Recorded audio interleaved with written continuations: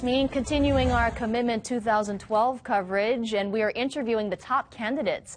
Bob Marx is a lawyer at the helm of a personal injury firm on the island of Hawaii, and he has served in the Oregon legislature. Now he's vying for a spot in the 2nd Congressional District representing the neighbor islands and North and West Oahu, and he's running against Tulsi Gabbard, Mufi Hannemann, and Esther Kia'aina. Joining us this morning is Bob Marx here in studio. Good morning, and thank you so much for joining us. Thank you for inviting me. I really appreciate it. Oh, we appreciate having you here, too. So you've seen the latest polls in the Star Advertiser that show you and Esther Kia'aina basically neck and neck. You're at 8%. And as you know, Mufi Hannemann, one of the most recognized politicians in this state, he's in the lead by double digits. Tulsi Gabbard showing a lot of momentum right now. What makes you think that you can win in about a week? Well, to be honest with you, our polls, which we've taken, our tracking polls, which we track every day, have always shown us significantly better than these public polls. I am absolutely convinced, between you and me, they may not be that far off, but they're mostly instruments of propaganda, these polls. Your private polls are showing you actually close to Mufi Hannemann and Tulsi Gabbard? To be honest with you, it shows us ahead on the Big Island, significantly ahead. What kind of numbers are you looking at well, right now? You know, I don't know how good our polls are, but our numbers are 5 and 6 times what they have. Okay, but our polls identify ourselves as the callers, and we've also done other independent polls, and what we find is when we call people right now in the last month or so, they don't want to talk to any pollster almost. But this is for the Big Island, though. You're running for but it's 30% of the district, and we've also polled on Maui, which show us much better than those numbers. And it's been our experience, no offense, that they're instruments of sales, these polls. The very first poll we got out, we were left out of the consideration completely, and they showed Mufi Hannemann with 65%. I had an independent poll, I can't tell you where I got it, but we paid for it. At that time, that showed him 25 or 28 points less, and it was a professional poll at the same time. So between you and me, the one poll that counts, it really is true, is the one at the end.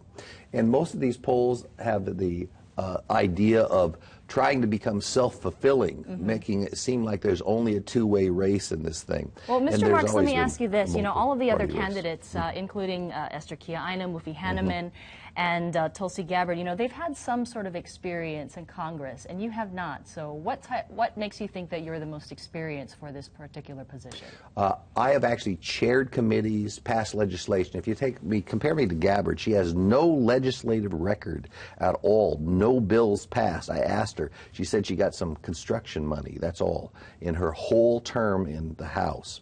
I was the sponsor of the expansion of the bottle bill, bicycle paths that are there now, decriminalization of marijuana, the current law in Oregon. I was a co-sponsor of that in the 1970s.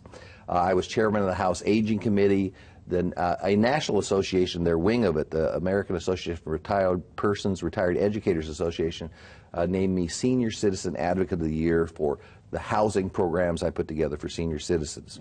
Now, that was a long time ago, but even since then I've been active. I helped save the Nanavali Forest. I was the chief counsel on the Big Island, one of the last hardwood forests in Hawaii. And as you know, I've been active. I was co-chairman of the Abercrombie campaign on the Big Island last time. We had many chairmen, but I was a co-chairman and active almost every day on that campaign. I was active in a CACA campaign. So I've been a very active force in local politics for a long time. And really quickly, some of the big issues. What's your thoughts on same-sex marriage? I at first thought civil unions would do it, but I can see that separate but equal in the law is not going to do it, so that we're probably going to have to allow people of different sexes to be married in order to give them equal rights. I'm for equal rights, but as I said before, you know, the most discrimination now is between singles and marrieds. If you look at the tax law and everything, the single people bear all the burdens of things, and that's the real discrimination here. It's not between just gay couples and straight couples. It's between singles and married, and we've built this into the law so much. Well, Bob Marx, it's great to have you here this morning. We wish we could ask you so many more questions. We look forward to seeing what the polls are on August 11th. We appreciate you being here this morning. I do. Thank you so much. I really appreciate it. Thank you.